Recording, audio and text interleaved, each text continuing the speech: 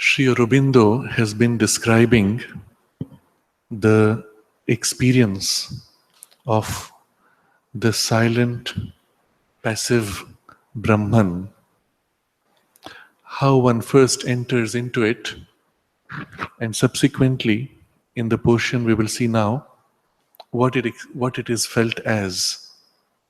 And after that, how one is to integrate from that experience the realization of the active Brahman, without which the world will always remain as either illusory or a mechanical movement.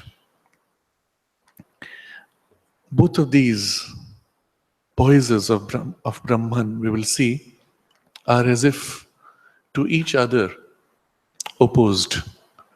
When in one the other appears illusory, when in the other the first appears illusory. And bringing them together, realizing their integration, is a challenge which has not been sufficiently developed in the spiritual traditions of the world. Sri Aurobindo not only shows us the means for their union, but affirms that this is a necessary unification for an integral yoga. And just to place this in context, all of this is part of a much larger discussion which has been developed over several chapters, where he will show us how it is possible to rise to a realization of pure self-existence on the highest plane of your mental being, and from there recover the full experience of all existence in a waking consciousness, in full engagement in life. So this is a small part of that discussion to which we will return at the end of this chapter. But in this chapter now, the whole focus is on this realization of the passive Brahman and its integration with the active aspect. So we read from the text now.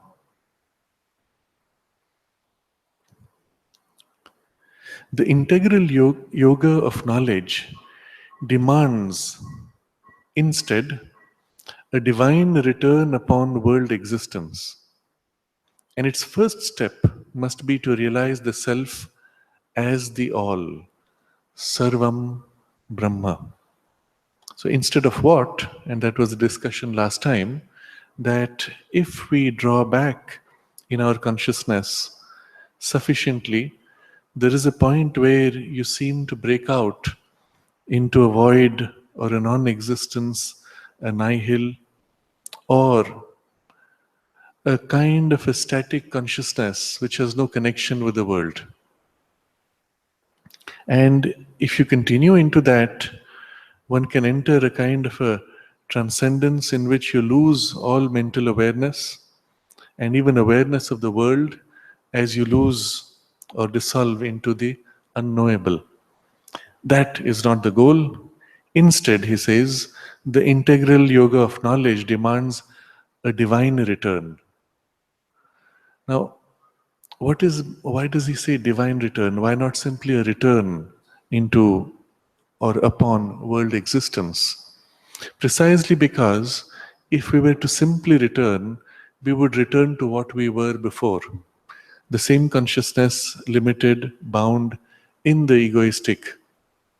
This has been the challenge in most of the spiritual traditions.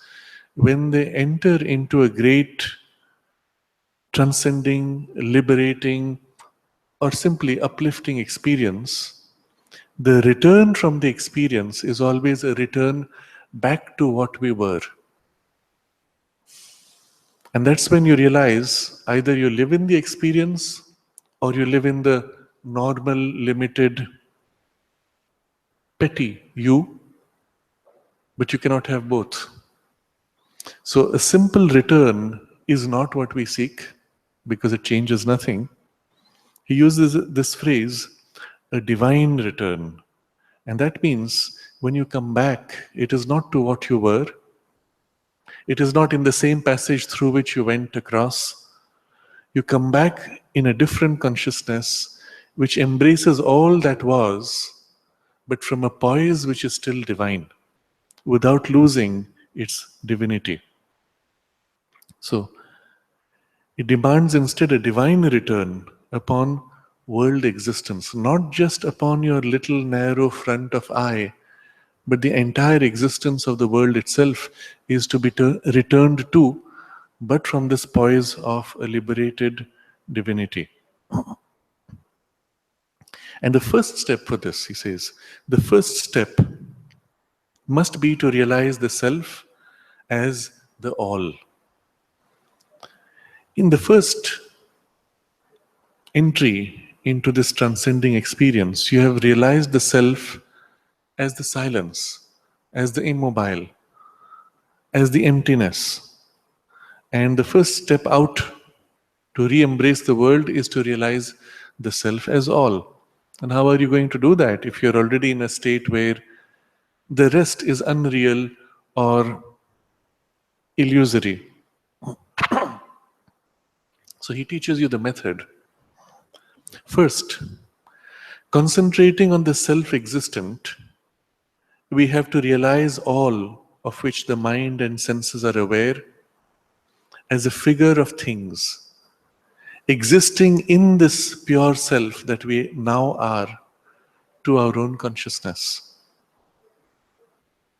This vision of the pure self translates itself to the mind sense and the mind perception as an infinite reality in which all exists merely as name and form. So this is the first step. Subsequently, he will describe further changes which will develop this. But this first step, when we read through at first, it may seem a little overwhelming in what he describes, because in our normal world experience, we can't quite get what this is. But if we become very quiet and we dwell upon what we had read last time, you will find what he describes not only makes deep sense to our present consciousness, but that it even helps our present consciousness to drift and begin to enter into the experience that he describes. He's describing an experience where you have already reached a poise of some kind of transcendence, against the silence of which the world is almost unreal. But this, you can see what he describes now, the text he describes now, you can see either from there looking at things in the world, or from where you are getting to some kind of a freedom and looking at things in the world. And we will look at the experience from both directions so that it becomes relevant for us even in our present consciousness. So he says, first, concentrating on the self-existent, we have to realize all of which the mind and senses are aware as a figure of things existing in this pure self that we now are. So this first step is you concentrate on the self-existent, that which exists by itself, needing nothing because it simply is. So if we have continued from the earlier description where your consciousness was already in this poise of a real existence that simply is, well, it is on that you concentrate. And then all the things which the mind and the senses are aware of, because those still continue. While I'm in that state, there is still this mind, there is still this awareness, there are still these senses. They notice things, they observe things. What is all that? Where does it fit into this self-existent? He says, all these are existing in this pure self that we now are. And we are aware of these as figures of things to our own consciousness. So even in the self-existent, instead of saying, all this is illusory, or all this is non-existent, you accept, yes, all this is inside my self-existence. And to my own consciousness, they appear as figure of things. And so, the next step, how the experience unfolds, this vision of the pure self translates itself to the mind sense and the mind perception as an infinite reality, in which all exists merely as name and form, not precisely unreal, not a hallucination or a dream, but still only a creation of the consciousness, perpetual and subtly sensible rather than substantial. So when we continue like this, you accept, flowers, table, floor, objects, people, world. What are these to you? In that poise where everything is silent and still and as if free of space and time, utterly existing by itself, what are all these things? They are equivalent to each other. This flower is no different in its value than a large mountain. It's just flower, that is mountain, name, form. One form, another form. One name, another name. All equivalent. And to the who is seeing it, who is experiencing it, still the mind. It's still the senses. But the perception from that consciousness sees it all as equivalent, name and form seen by mind. So he says, the vision of the pure self translates itself to the mind sense and the mind perception. What are you seeing finally? Because you are living in that consciousness. Everything is as seen from that consciousness. But the mind is translating what you see. Let's put it another way. Drawing upon an example which we had used last time, when Dorothy enters the city of the Wizard of Oz, she has to put on the green spectacles. And looking through the green spectacles, everything looks as if made of emerald. Why? Because the spectacles act as a filter. Our mind, similarly, is a filter. A filter which breaks up the perception of things as they actually are, which is self. After all, there's nothing else except self. And so when you turn to look at this and say flowers, your attention is turning to look and engage with self, but through mind. And the mind now which you have taken on yourself is like this tinted filter. What this filter does, it breaks up self into pieces. And so in seeing it, the mind catches, this is one flower, this is another flower, these are different flowers. And so the mind is happy. But the same mind, which is now habitually breaking up, could break up differently and say, this is garland, this is cluster of flowers. One cluster versus another cluster. You have two different ways of looking at the very same things. Or it can zoom in attention to something smaller and say, that is one petal, this is another petal. Or it can zoom out and say, bunch of flowers, flat table. It's always seeing different separate pieces. It's never seeing self. If somehow you were able to see self, you would see simply one single indivisible whole, throwing up infinite variations as if of its own delight. Each variation is entirely the whole self. Nothing ever separate from anything else. Each containing the whole in itself. Each entirely the whole in itself.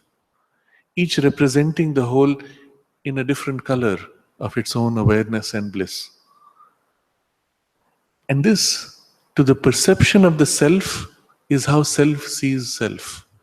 But you now put the blinkers of, or the filters of mind, and suddenly it's broken up. I see separate waves, separate ripples, ripples within ripples, larger waves, smaller waves. But the sense of large and small is the creation of the mind, because it has cut up things. So some things in relation to other things appear small, or in relation to other things, the same thing appears big. If you look at a mountain, it's big in relation to the tree, but if you look at the mountain in relation to planet, well, it is small.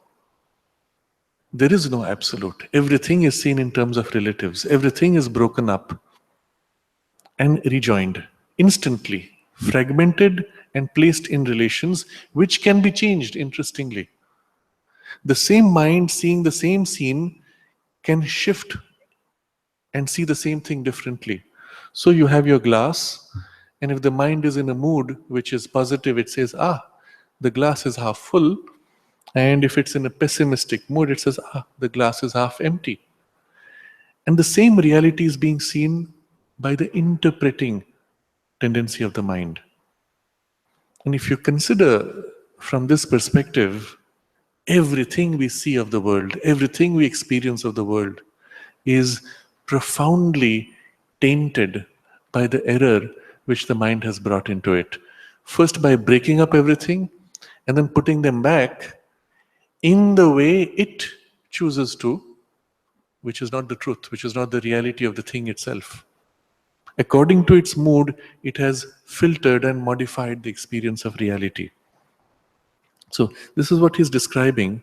The vision of the pure self translates itself to the mind sense and the mind perception as an infinite reality in which all exists merely as name and form, not precisely unreal. So now, seeing from this wide, self-existent consciousness, through the filter of the mind, you look at the world. You're not self-seeing self directly. It's still through the filter of the mind. And what do you see here? A vast, infinite reality in which all these things are there. Objects, forms, names.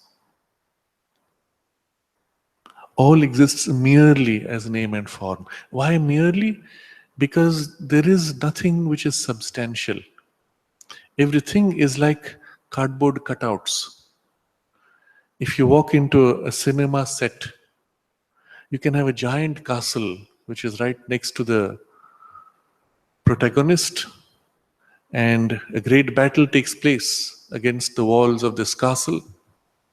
Except you go close enough, it's just one flat cardboard sheet on which you have painted skillfully. You look next to it, there is a distant view of a mountain. You go closer and you see it's another blank sheet on which you've projected an image. Or with modern technology, neither of these actually exists. They put green curtains.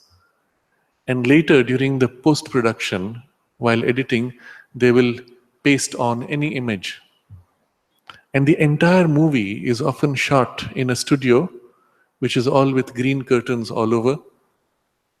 The actors have no idea. They have to imagine as if, behind me is a big castle, right next to me is this deep gorge, I'm on the edge of a cliff, and pretend as if they're struggling to keep their balance. And in the post-production, you put all the background pictures. But if you think about it, to this consciousness, everything is like that. Cardboard cutouts. Somehow, nothing substantial.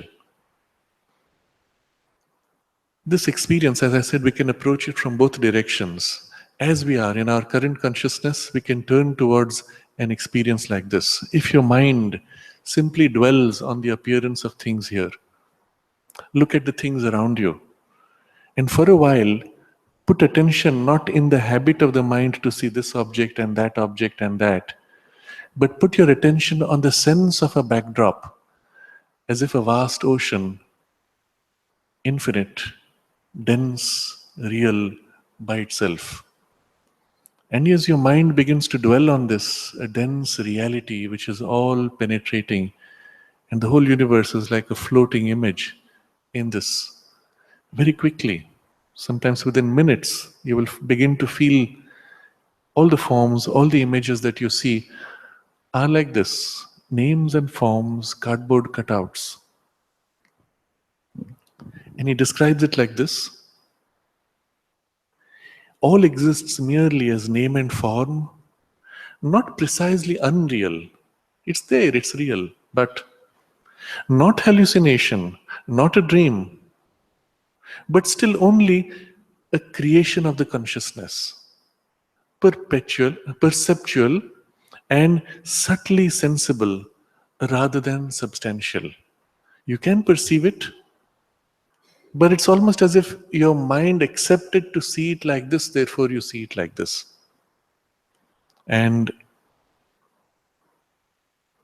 it does not have dense, tangible feeling. It almost seems like a subtle, ethereal appearance. Now, this experience is not uncommon. Almost anybody who has been in a spiritual life or in some deeper practice of meditation would have had this experience, not always recognizing its value. I'm saying, of course, from the other side, from the normal waking consciousness, you turn to this experience, not from the deeper side.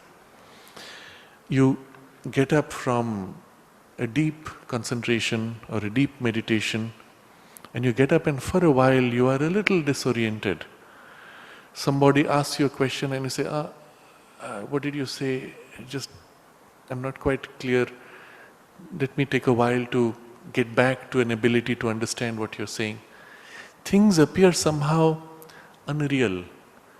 Their conventional sense of meaning has faded. So somebody asks, what are you doing tomorrow? And my mind is struggling. What is tomorrow? What am I supposed to be doing? What is doing in tomorrow? All these things are just words. They're not tangible, real things. You can even enter into this experience while walking. You can sit silently before the ocean.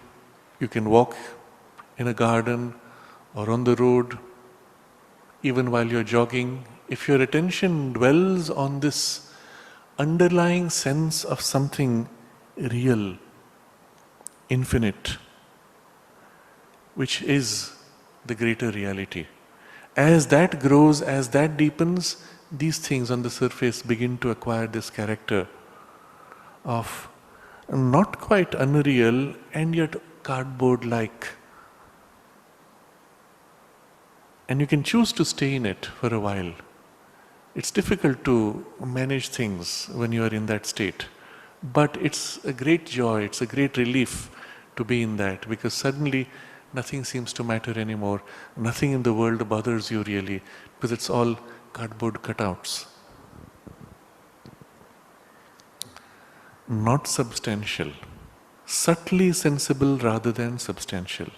In this poise of the consciousness, all seems to be, if not a dream, yet very much like a representation or a puppet show taking place in the calm, motionless, peaceful, indifferent self. So the key is this: the appearance of things as a puppet show is felt because it's a puppet show against something else which is more real. What is that more real? Calm, motionless, peaceful, indifferent backdrop of self. Except that is not just backdrop, it is everywhere. It is more real than everything else.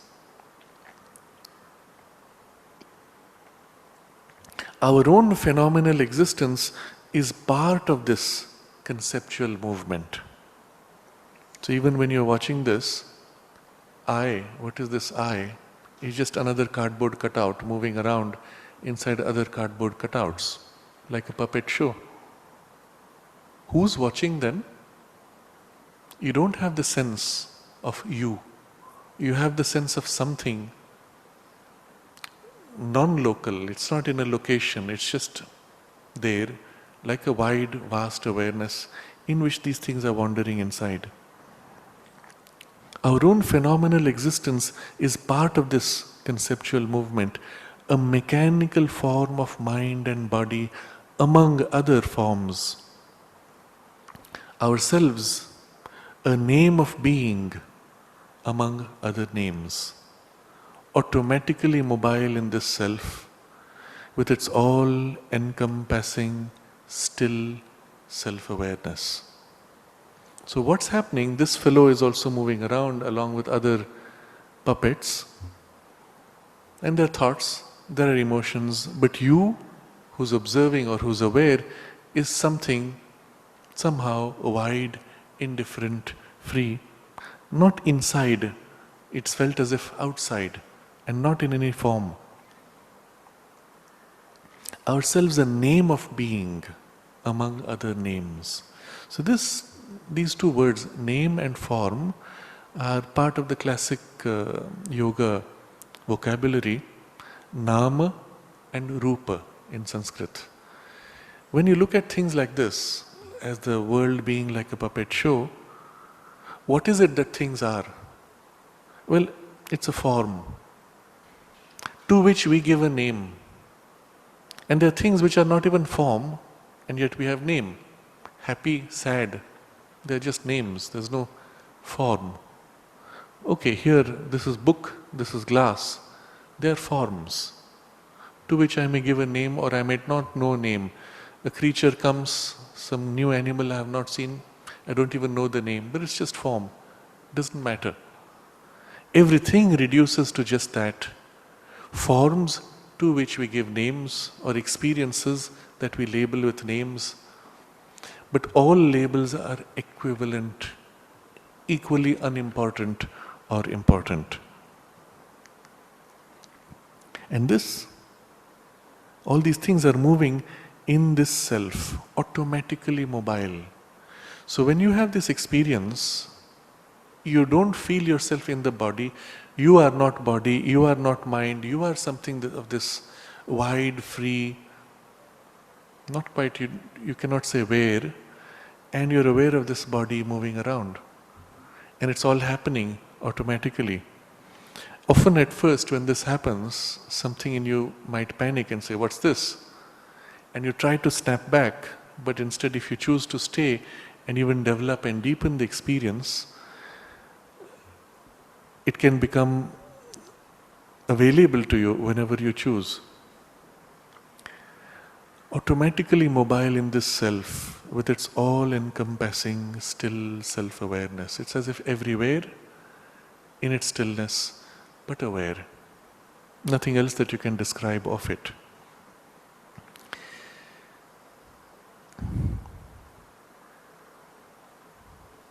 Sri Aurobindo has a sonnet in which he captures, well, he has several sonnets, but in this one which particularly seems to capture this experience in its extreme, that is, when seen from the other side, from the extreme of the pure self-existence. But remember, we are also describing this experience from our mind as it is to something deeper. Sri Aurobindo is describing from the other side. And so from the other side, it has this quite overwhelming character in a sonnet called Nirvana. He describes it like this. All is abolished, but the mute alone. The mind from thought released, the heart from grief, grew inexistent, now beyond belief.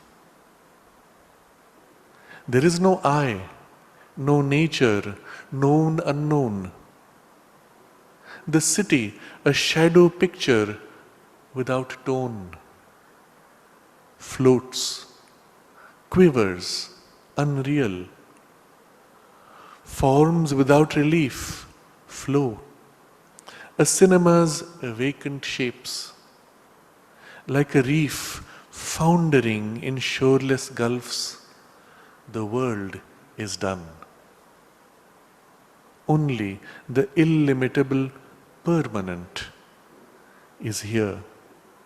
A peace stupendous, featureless, still, replaces all what once was I.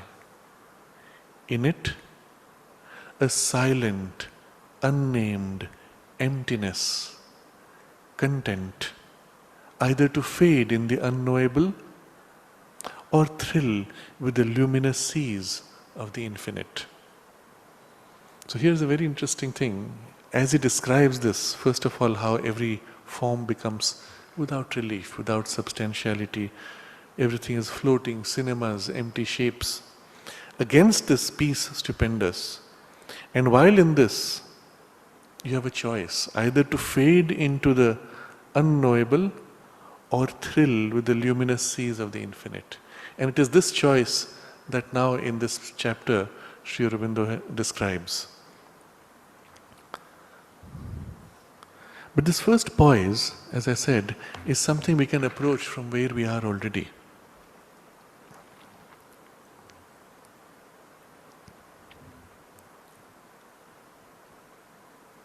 The active consciousness of the world is not present in this state to our realization, because thought has been stilled in us, and therefore our own consciousness is perfectly still and inactive. Whatever we do seems to be purely mechanical, not attended by any conscious origination by our active will and consciousness. So this is the first thing we notice, that things seem to happen almost automatically while you are in this kind of a poise. Yes, the body is going around. Even it's possible that you are engaging in conversation. There's a whole thing happening, but you are in this and you just observe. That's it. I'm tempted to share the first time that I recall of such a glimpse, the first opening to this. And it was when I was cycling on the road behind the ashram. It was at a time when I was going through, I had just completed my school education and I had begun work in the ashram, and my teacher, MP Pandit, was taking me through certain experiences without speaking a word about it, simply by imprinting certain experiences. And I had no effort on my part at all. And I was cycling down the road and I was thinking about, it feels so nice. And then suddenly this thing came on.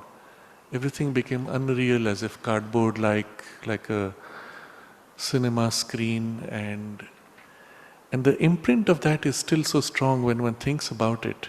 The I was not there. It was as if I was aware of the entire road and all the buildings around, and everything was in the awareness. And there was this thing going around cycling, as well as other cycles and other objects. So the sense of the relationship with the person was almost non-existent. It was just one among so many other things. But the cycling was going on, the balance was perfectly there. A kind of a double awareness existed. Some part was as if in the body awareness, it took care of everything, but it was mechanical. The part which was here was like this. And for a while it stayed. It seemed natural, it was so effortless, so there was no surprise or shock, but there was curiosity. What is this? Is it something to be accepted? Is it something to be avoided? I didn't know. So afterwards I went to my teacher and I said, I was cycling down and then suddenly I had this feeling as if everything is unreal. It is like a cinema, and I used those words. I had not heard or read of it before. And then he just became very quiet. And so I just took it that whatever it was all right. But the point was, you could continue to do something which otherwise would be dangerous. If you're cycling and suddenly you were to blank out, you would say it's dangerous, you might fall, injure yourself. But actually it is not like that. You are not concerned, it's all happening mechanically. And this aspect of the pure mechanical movement is what he now describes. And he describes it later on in even greater detail.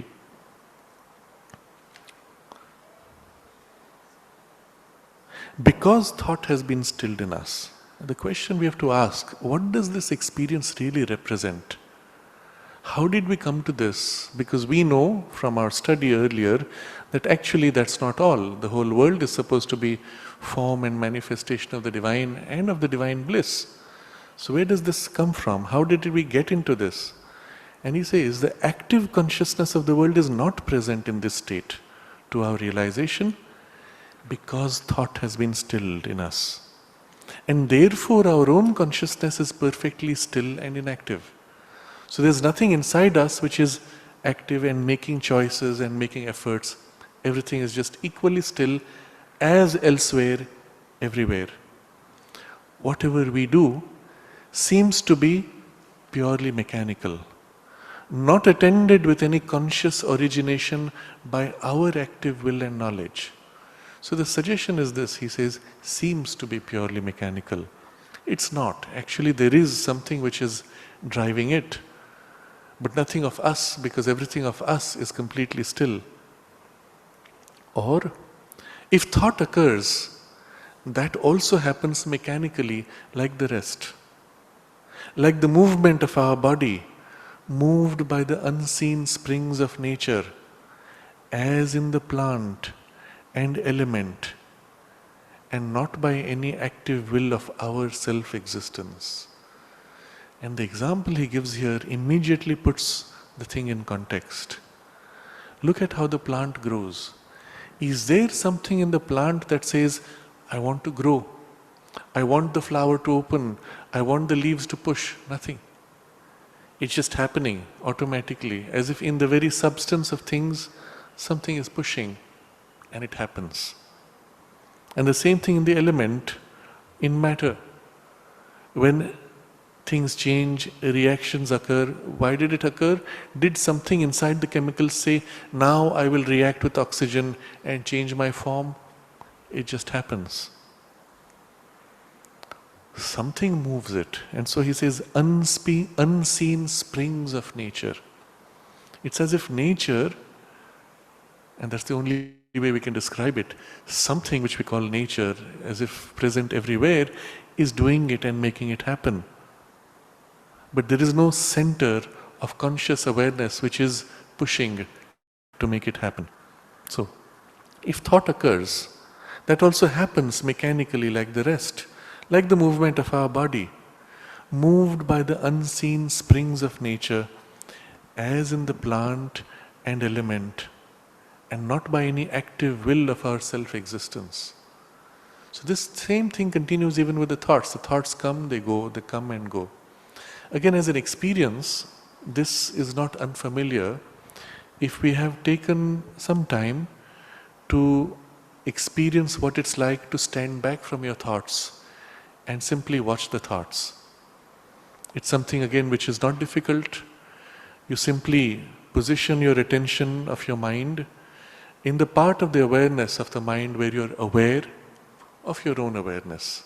So here somewhere here you're conscious that you're conscious. You hold that poise and then turn that poise to everything. Your senses, the world, and also your thoughts, and simply observe. And you notice after a while a thought comes, another thought comes, and thoughts come and go. If you hold this poise, you can see the thoughts happening. You don't choose them, they just happen. Or in the beginning you might find yourself pulled into the thought, and you can choose to step back. But the thought itself and which thought came was never your choice. It just happens. And so you will say, it's your nature, it's your habit, it's the past programming, it's things happening in the universe which walk into your mind and out. Whatever reason you give to it, you were not originating the thought. Just as even in your body, if you observe, your heart is beating, your lungs are breathing, the cells are growing, cleaning themselves, changing, rejuvenating, discarding, everything is happening mechanically. Did you ever intend for your heart to beat or your lungs to breathe? No. You can consciously stop the lungs from breathing, hold your breath, but only as a partial control. If you hold long enough, the body pushes you back and does its thing. Who in the body chooses to throw you out? Your awareness is almost like something sitting on top of the body awareness or body habit. Sitting on top, it can momentarily engage with the body, and I say, I will hold my breath.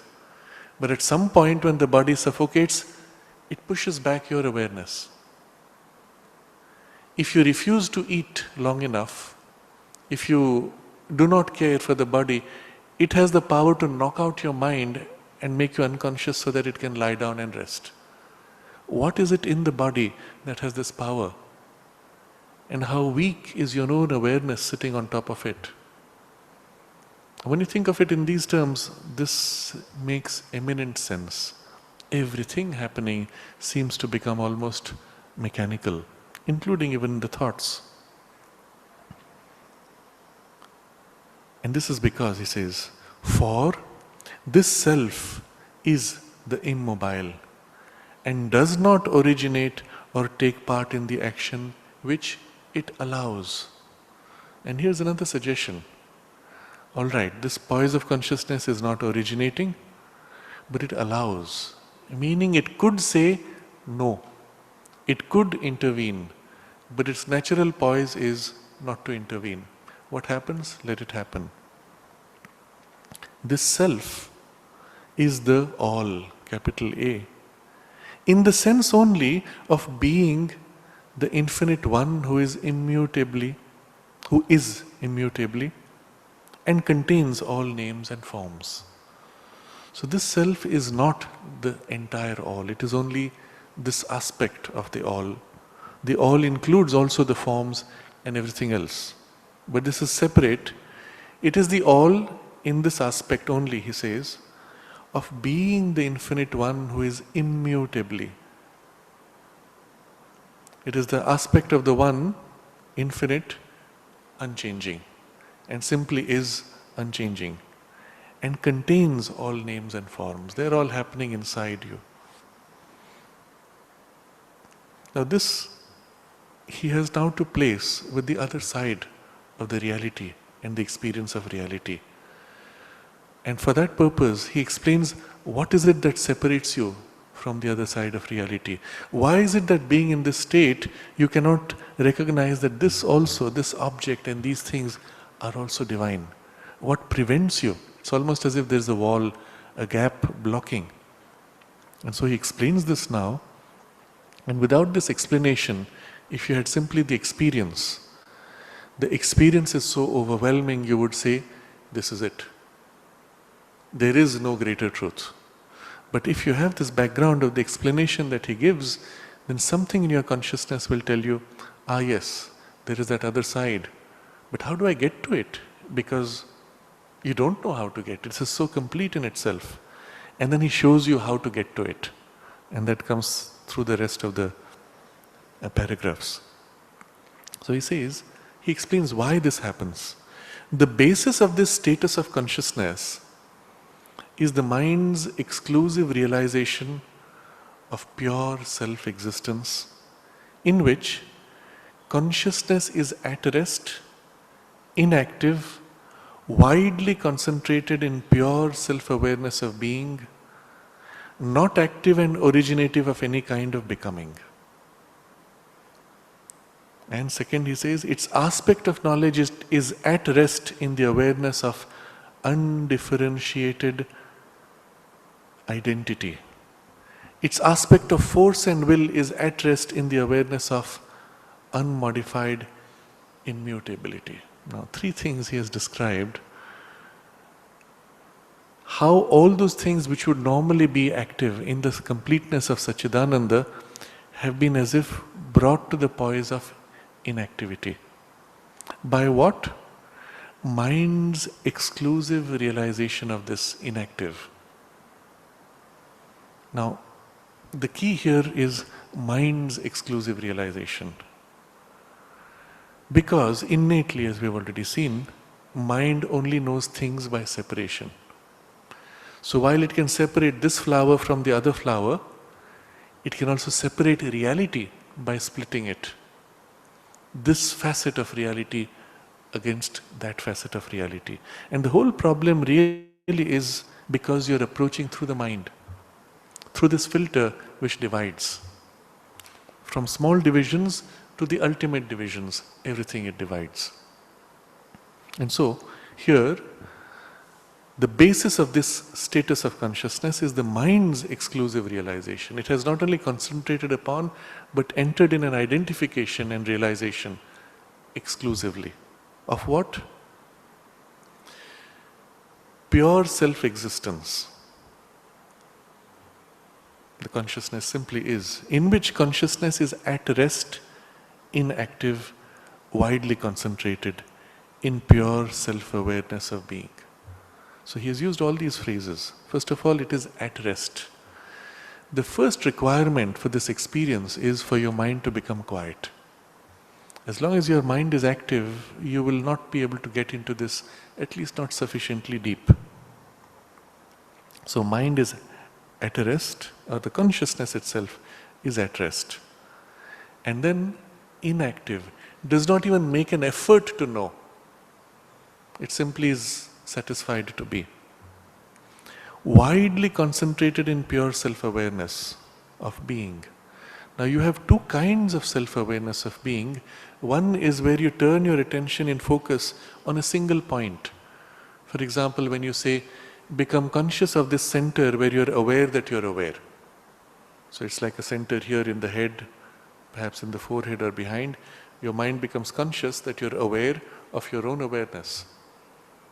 It's a focus on pure awareness, but as a point. This is a focus on pure awareness as wide backdrop. Essentially, the quality of the two is similar, at least in the initial first step in the mind. Widely concentrated in pure self-awareness. So the way you would enter the experience would be simply to become aware of all the space here and become aware of the self-existence in this space, that which is simply.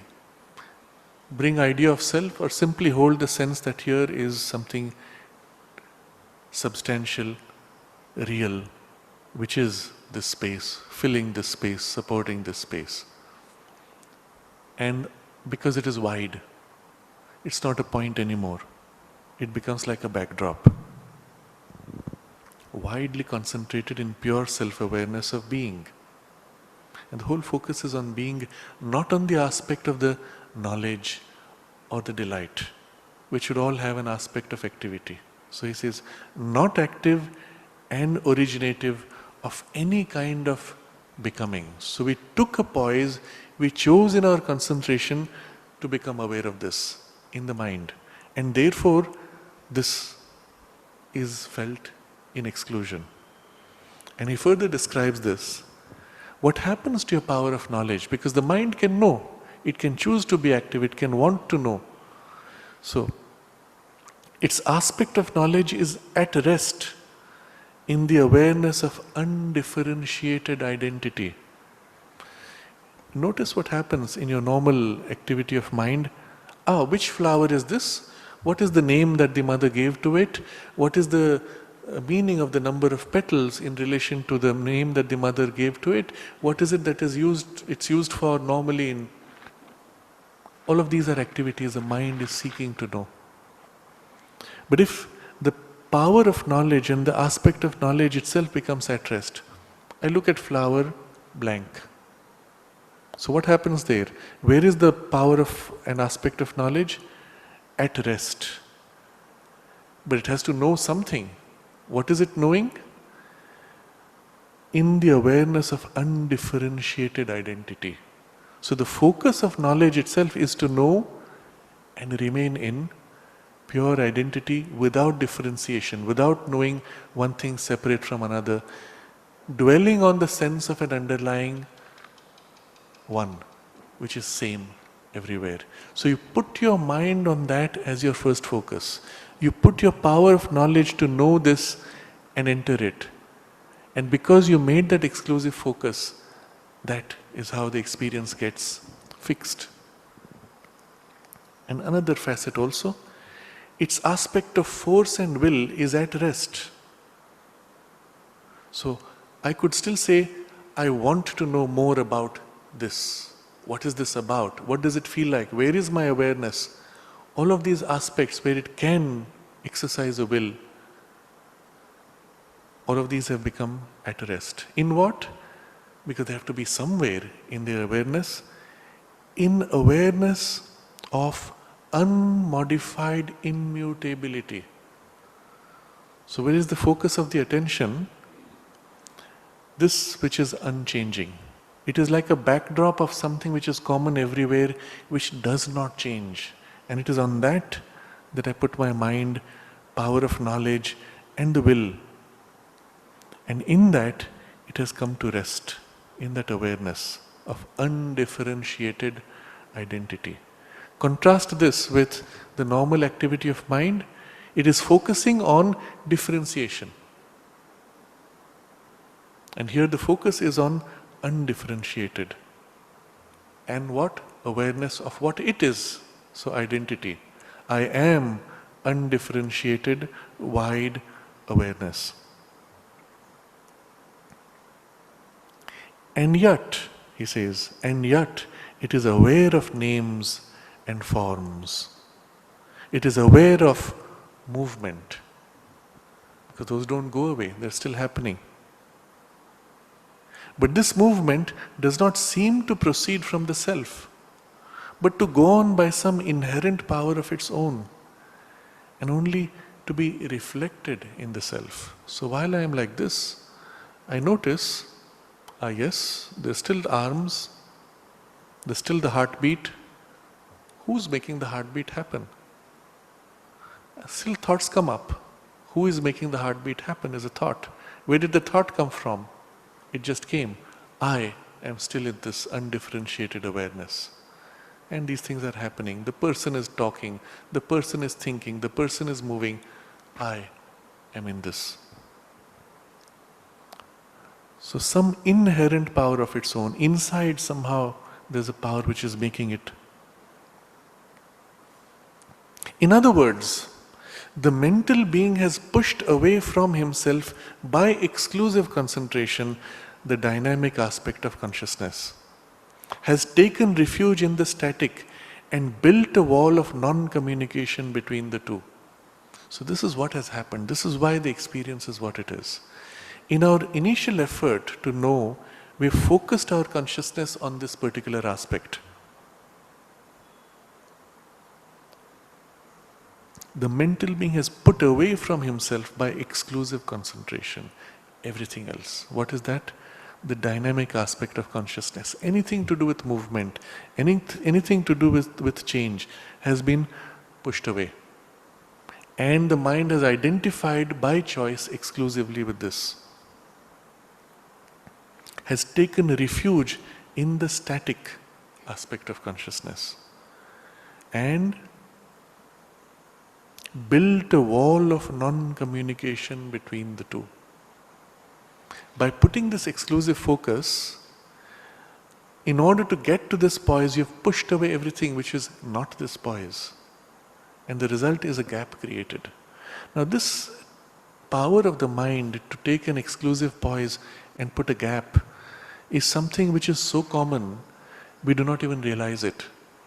It is at the very core of all of our misunderstandings and miscommunications in life. When especially a personality is very passionate about something, because you are passionate, you put yourself almost exclusively in focus of that value, that priority, that experience. Somebody else is passionate about something else and gets exclusively into that poise. So let's say we are all going for a walk in nature and it is on the edge of a cliff perhaps. One person is exclusively focused on the sense of the exercise and the enjoyment of the wind. Another, let's say this the first one is a child and the other is a parent. The parent is exclusively focused on safety for my child, right? And you look at what happens between the two. The parent gets so obsessed, what if the wind is too strong? Will my child get blown over the edge? What if he slips and falls? What if the ground breaks? What if there is a crack? What if the mud is loose? And he's constantly worrying about it. His attention will not be on the wind, is not be on the enjoyment of the walk itself. Meanwhile, the child is saying, oh, this is so much fun, I want to run, I want to experience more intensely the wind, and is utterly unaware of the dangers involved. You see this so often when children cross the road. They look around, they don't know what to do, and they as if close their eyes and run quickly across the road, as if by closing the eyes somehow the traffic will vanish. But this is so common to the tendency of the mind. By pretending it does not exist, we push it out and we focus ourselves exclusively on that which is our immediate obsession or interest. And if this is happening in small things, you can imagine the same power now extended to the experience of reality. Wherein the small things in our communication from one person to the other, this one says, but this is all important. What you are speaking of is unimportant. And the other says, my view is all important. What you speak is unimportant. And we have a clash. Inability to let go of the poise you have taken, often by habit. If you've been at it long enough as a parent, for example, you've been worrying for your child from the time the child was born. Now the child is in late teenage, maybe the child has even become an adult. You still have the habit of worrying for your child. And that doesn't go away. And we see this quite often. The children are now themselves parents, and their parents still give them advice. Be careful when you go driving, be careful when you do that. In the same habit they had 20 or 30 years ago. It's so deeply rooted. They can't break out of that. And you have to tell them, now they're old enough, now you have to start thinking differently. Oh yes, I have to. But you can't. The mind has innately this power of exclusive focus, because that is its greatest power. It is the power given by the divine consciousness in the creation to take this poise where it can divide reality, break it up into pieces. And so it's the inherent power of mind. It is what distinguishes mind from everything else. And so to exercise this power in its exclusion is the right of your mind, and gives to the mind a great sense of fulfillment. And therefore, as long as you've approached the divine through the mind, you will inevitably have this exaggerated perspective, one thing or other. In this case, because you chose to realize the silence of the self, silence of the Brahman, here you are, in that exclusiveness. But also in the process of that focus, you push back the other, and a gap, a wall is created, which traps you, your own perception. In other words, the mental being has put away from himself by exclusive concentration the dynamic aspect of consciousness, has taken refuge in the static and built a wall of non-communication between the two. And therefore from one you cannot recognize the reality of the other side. Between the passive and the active Brahman, a gulf has been created, and they stand on either side of it. The one visible to the other, but with no contact. No touch of sympathy, no sense of unity between them. And precisely because it is an experience of the self, precisely because it is so overwhelming and complete in itself, there is no compulsion in you either to make that effort. One can stop and say, this is it because it's so complete. Therefore, to the passive self, all conscious being seems to be passive in its nature. All activity seems to be non-conscious in itself and mechanical, jada, in its movement. So because this is only consciousness, everything else which is in movement is not consciousness. It is mechanical, unconscious.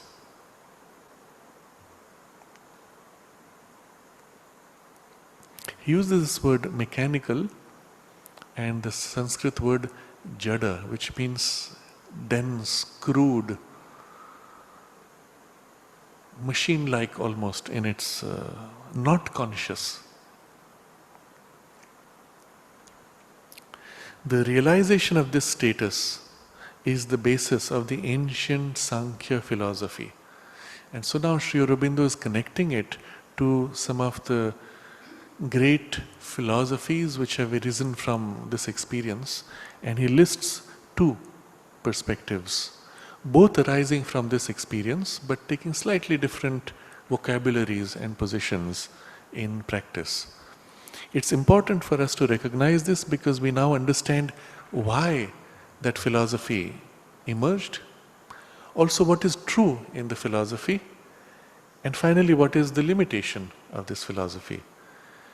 All philosophy, at least in the yogic context, is the result of an experience, not mental speculation, as is the trend in modern philosophical studies. So in modern philosophy, the system itself will basically speculate. It will try to understand reality by arguing, by thinking, but does not concern itself with the experience. So if you go to a conventional philosophy class today and speak of the Sankhya philosophy, the professor or the book will present it to you as a belief system. The Sankhya philosophy believes this, or looks at the world like this. The other philosophy looks at it like that, and so of course they are incompatible.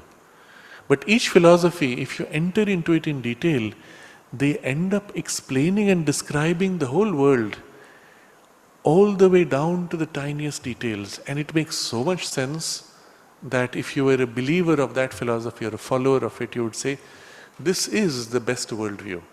Somebody else who grows up in the other philosophy explains the whole reality in a different way, so complete, so detailed, so thorough, because it explains everything. You would say, this is the right way. If you merely approached it in an intellectual speculation, you would just have schools of philosophy. But in the yogic context, the philosophy term is described as darshana.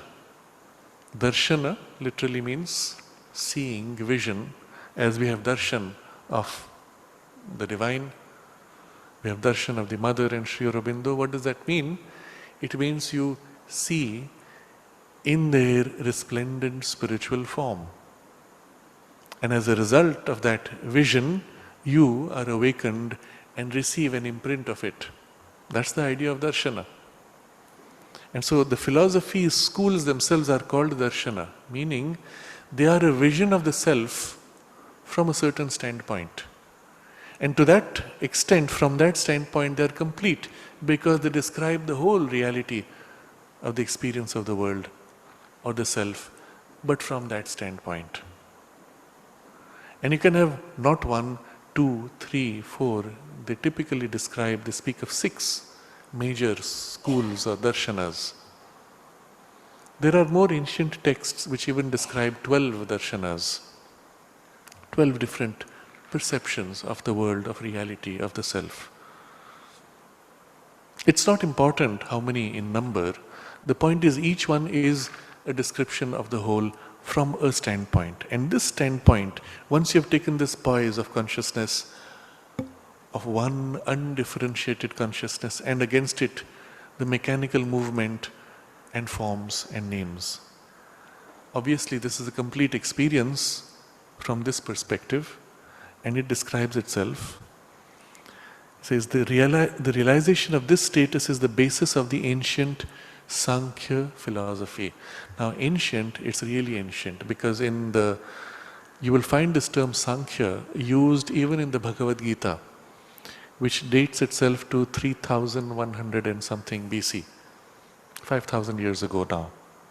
And in that, Sri Krishna refers to the tradition of Sankhya and Yoga.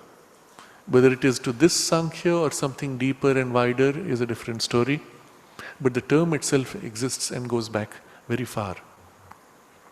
So what is this Sankhya philosophy? Which taught that the Purusha or conscious soul is passive, inactive, immutable entity.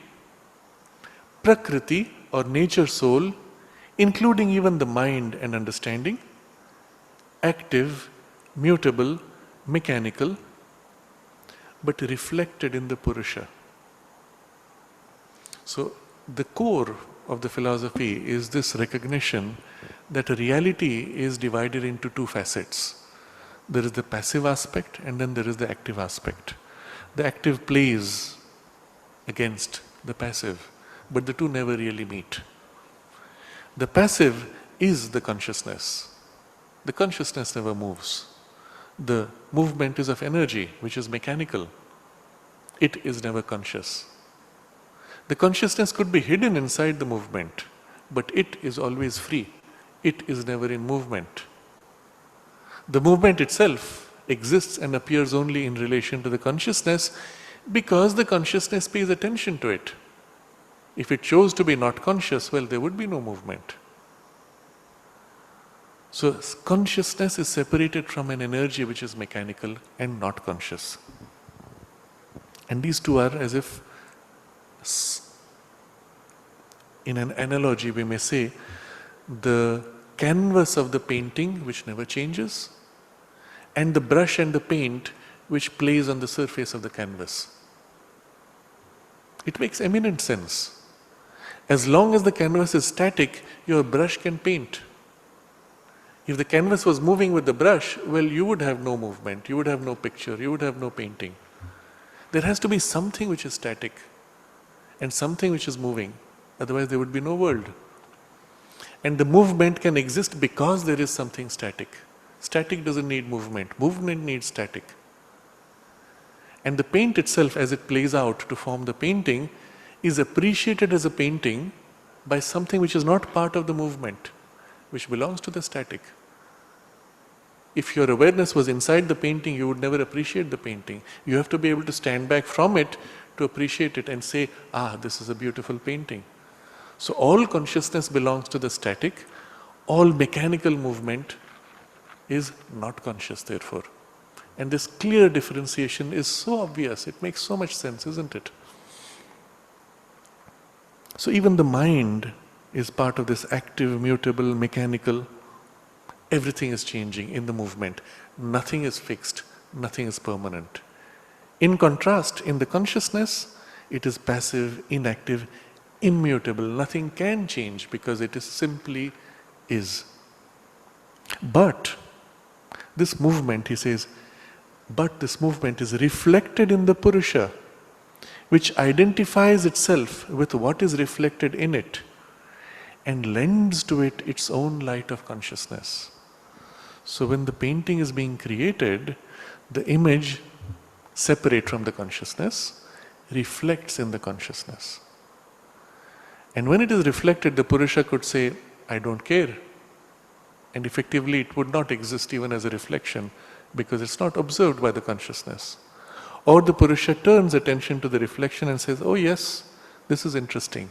And because it turns attention, gives its light, it gives it value, makes it real to itself. Otherwise, simply nature would fall into inactivity. But the two never really meet. What meets is only the reflection in the self. Now when you think about this, you see how close this whole approach is to modern quantum physics, where the same idea has been pushed into the quantum level of particles, where the scientists say the particle itself could be in any state. At the point of observation, because I pay attention to it, the wave function collapses, the uncertainty breaks down, and there is a distinct reality, either the particle is this way or the other way. If you replace the word by particle by a larger object, the principle would not apply because this happens only at the quantum level, tiny particles. But it's easier to understand. So the example given typically is, you put a cat inside a box, and inside the box there is a poison pill also. You don't know what is the status of the cat. So from a quantum calculation perspective, the cat is at the same time alive and dead. Now that's not true of reality. But it is true for this perceiving consciousness, which is not part of the movement, you see. And to the perceiving consciousness, the cat is both alive and dead does not matter. They are all names and forms equally.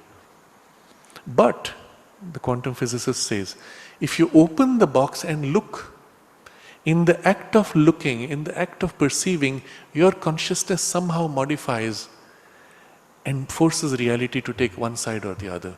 The wave function, which is the mathematical description of the cat being alive and dead at the same time, the wave function collapses and now you have a living cat or a dead cat. One of them, not both. Why? Because your consciousness reflected or accepted the reality of one of these, and that became the reality. Now you will see Sankhya philosophy is at the very core of the quantum physics understanding of the world, and not by chance. All of the quantum physicists, and in particular Schrödinger, who is the one who is ascribed to whom is ascribed this perspective, they were all students of Sankhya philosophy and of the Upanishads. They studied, many of them, in the original Sanskrit, these texts, and naturally these ideas incorporated themselves in their perspective of reality. But as we will see, not only from a philosophy perspective or the darshana perspective, this is not the only way to see reality. So too in the world of quantum physics, this is not the only way to interpret what we observe at the level of particles. And therefore, even in the domain of physics, they use this term interpretation or school of thought or belief. And so they call this the Copenhagen interpretation or the Copenhagen school of thought. The same equations you could approach in a different way and see them as real waves, as realities. And it's not that the cat is alive and dead in probability waves. There is a reality already unknown to you. It is your ignorance which is preventing you from knowing what the reality is. And you would have a different interpretation, which was one of the proponents of this approach was David Bohm. And somehow in the politics of physics, the Copenhagen interpretation one became more popular and is considered today to be the de facto belief system in science. But it's a belief, it's an interpretation. They speak of it as interpretation. And more recently there have been attempts to reinterpret the whole thing from scratch in order to simplify all the mess that this interpretation leads to. Because the reality is this: if you break up the world into two pieces which cannot meet, your perception of reality is not complete and is somehow, well, fragmented, simply because you have split it. So this is the limitation of the Sankhya Darshana philosophy. While it does explain things and makes things very simple and beautiful from a person's perspective, it leads to some deep philosophical questions. What does it mean that nature reflects in soul? Where does that energy come from? What motivates it? What drives it? What gives it the capacity to do all the things that it does? And Sankhya itself stops short of answering those questions because it has built itself on this experience, on this darshana. So we just reread this sentence.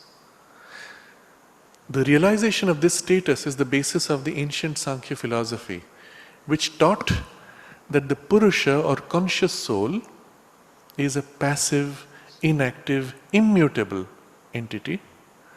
Prakriti or the nature soul, including even the mind and the understanding, active, mutable, mechanical, but reflected in the Purusha, which identifies itself with what is reflected in it and lends to it its own light of consciousness.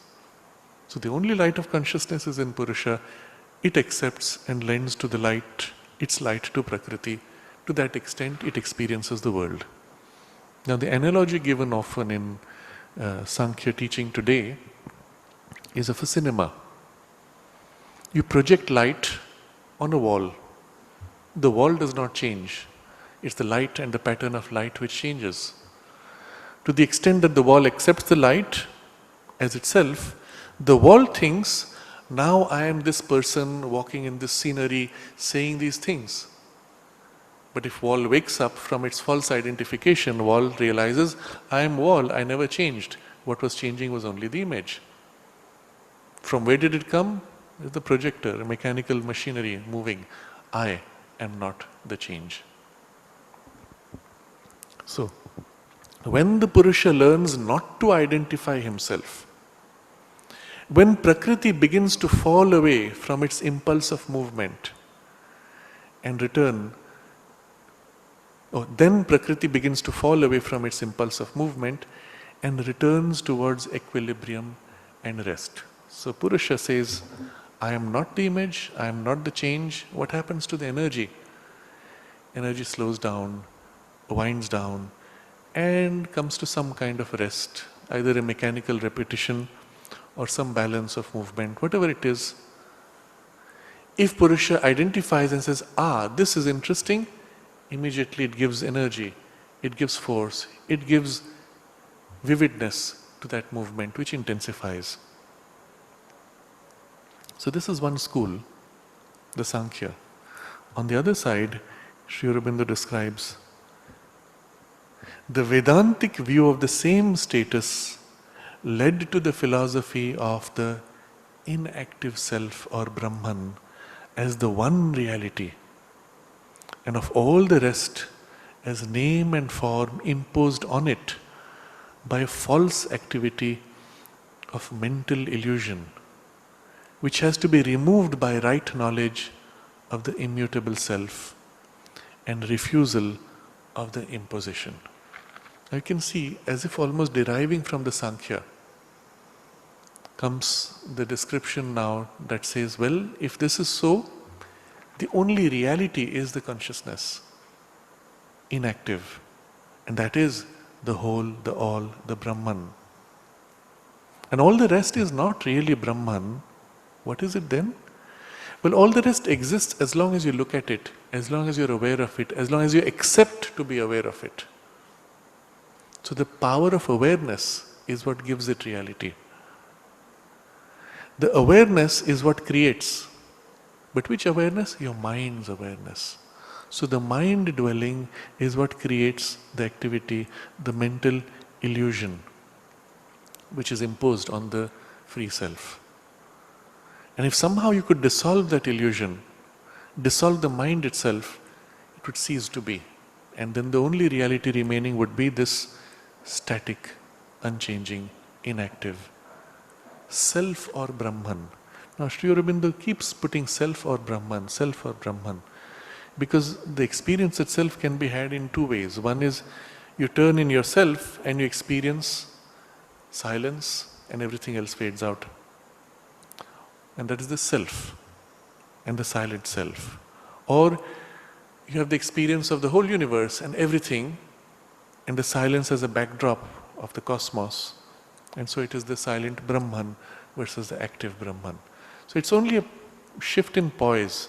Whether you go inwardly in a subjective identification, I am that, or whether you look out and see in the universe everywhere the backdrop of the stable, silent Brahman. Subjective or objective, we call it self or Brahman. But in the experience itself, it's one thing.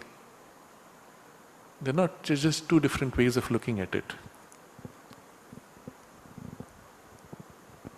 So the approach of the Vedantic understanding of this situation is this mental illusion and the false activity which is imposed on the self has to be removed. How? By right knowledge of the immutable self and a refusal of the imposition. So two steps. The first step is realize that all this is just an illusion imposed upon you by this activity. You are not this. You are not body. You are not mind. You are not thought. You are not the suffering. You are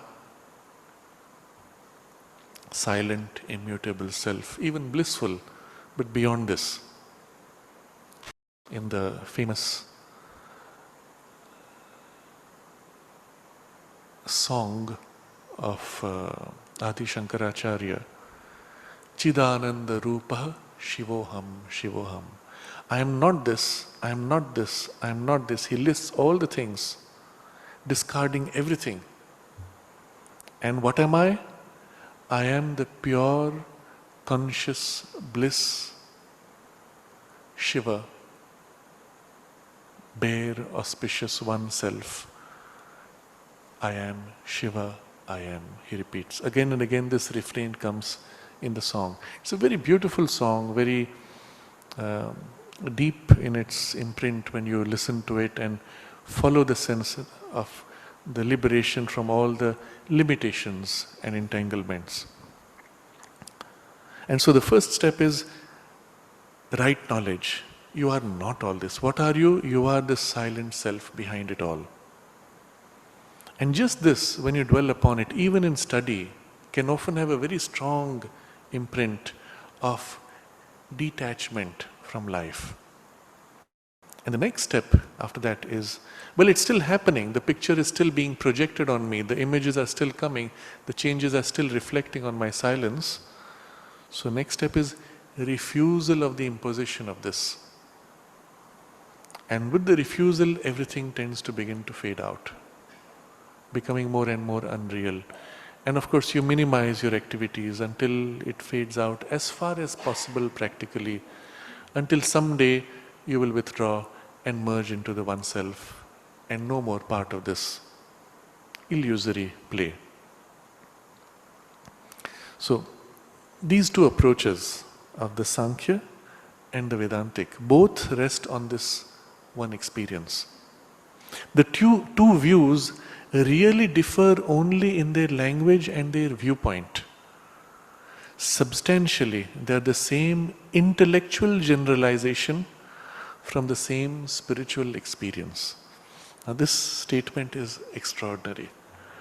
Sri Aurobindo has brought us to an extraordinary understanding of these two great perspectives, but also at the same time describing the core of their limitation. Substantially, they are the same intellectual generalization from the same spiritual experience. That is, at the core of both is the spiritual experience. But a spiritual experience can be understood by the mind. And after all, you're living in your mind, which is registering all this. So when you're asked, you had this experience, your mind says, ah yes, what I experienced was, and it starts translating it into its own terms.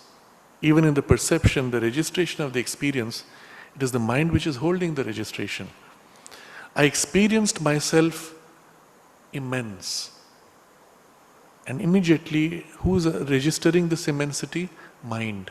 How does it register the immensity? As best as it can. So a undeveloped, unrefined mind would say, I felt myself as big as the universe. I was the universe.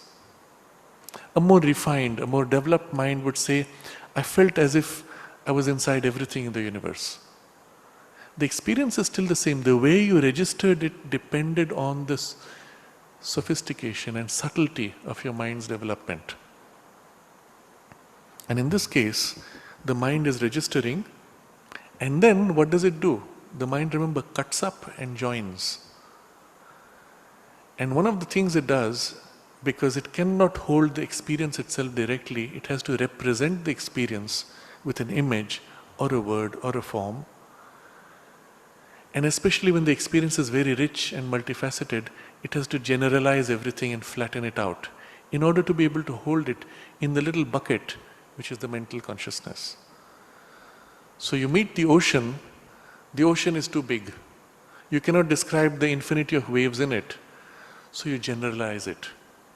And you say, one body of water.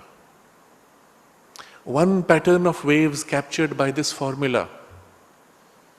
You've made it small enough that your bucket of mind can hold. When you look at the whole big description, let's say you have a beautiful sunrise, and I ask you to describe, what are you seeing? Well, you're seeing the water, you're seeing the sun rising, you're seeing the clouds, you see the reflection, you see the birds, you see the people, you see the boats. What's the mind doing? Picking one piece at a time. How do they all fit in together? Now it has described, the boat is moving from left to right, 1/3 of the way up, and it continues. Even as it describes, the scene is changing. You can never capture it.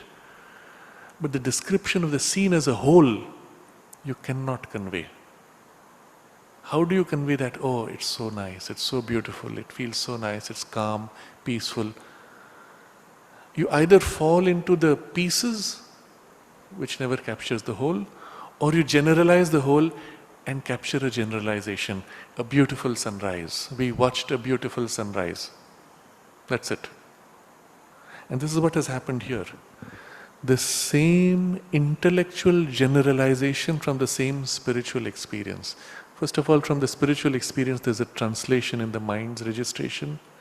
The mind then has to generalize, it has to flatten everything down to canvas and movement of paint or energy.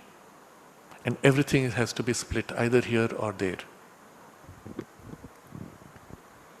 So the two views really differ only in their language and their viewpoint. What is the fine distinction in their language and viewpoint? Well, one speaks of the Purusha, the conscious soul, and contrasting it with Prakriti, nature soul, conscious static, unconscious movement, and everything boils down to this. The other says that the conscious is reality, the other is unreality. Accepted or perceived as reality only as long as you accept it. By refusal, by disengagement, by right knowledge, the unreality ceases to be. Shift of vocabulary, but the differentiation, the gap, and the inability of the two sides to meet is common to both. Substantially, they are the same intellectual generalization from the same spiritual experience. If we rest here, there are only two attitudes possible towards the world.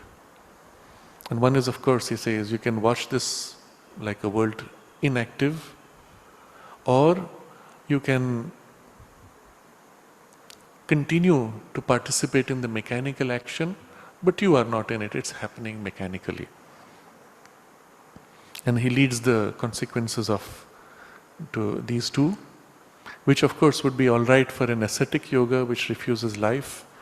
And he says, obviously, this is not our aim, and obviously this is not a synthesis. This is not an integral view. The moment you've cut up reality and nothing connecting to pieces of reality, it's not an integral view.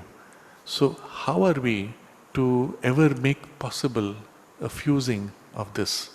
How are we to recover an integrality? Because after all, this poise of consciousness is a necessary experience. It has its place. You have to gain to one side of the Brahman and then be able to integrate with the other side. How is that to be done becomes the theme of the next few paragraphs. But first he dwells upon what happens if we pursue this to its logical conclusion, its logical end in the practice. He shows you something quite extraordinary, which we will look at next Friday, where he says, you will be surprised at how much intelligent human life can continue without your conscious participation. You may be in this poise of the free consciousness of the Purusha, and you watch your mind and your emotions and your body doing everything on a level so sophisticated that people will say, oh, this person is capable of so much, and you have no sense of initiating anything. It's all just happening mechanically. And all this he will be describing in detail. For now we can pause here and just hold the big picture of what he has presented. The truth of these perspectives of the Sankhya as well as the Vedantic view.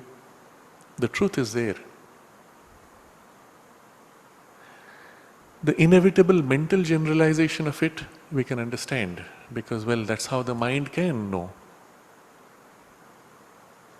We pass through this to a more complete recovery by a means which he will be describing later, until eventually the goal is we will know this reality not just through the mind but through a consciousness which is itself capable of knowing without dividing. The starting point is where we are, in a consciousness that cannot know without dividing. So you divide, you accept provisionally the divided experience, then you work to integrate, and as you integrate, your consciousness perceiving itself rises until it attains to a supra-mental status, no more needing division to know. And at that point, you experience the continuity and you have the complete experience as the Brahman knows himself, as the Divine knows himself. You share in the Divine's knowledge of the universe, of his freedom from the universe and his fulfillment in the universe at the same time. So this is broadly the path that Sri Aurobindo maps out for a complete experience of the Divine through the path of integral knowledge. So we pause here and we can take up any comments or questions.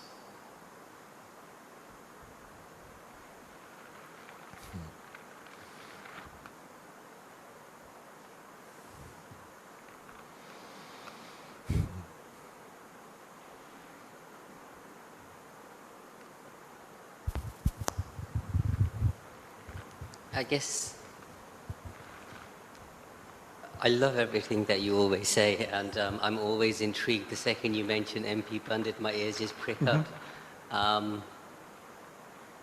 think there's two or three things. Firstly, about the great man, because I've always been intrigued by him. And you sort of hint at it, and it's so tantalizing when you say he imprinted experiences. Could you say a few words about him and what he was? Maybe that's all I need to ask, actually. No, that's fine.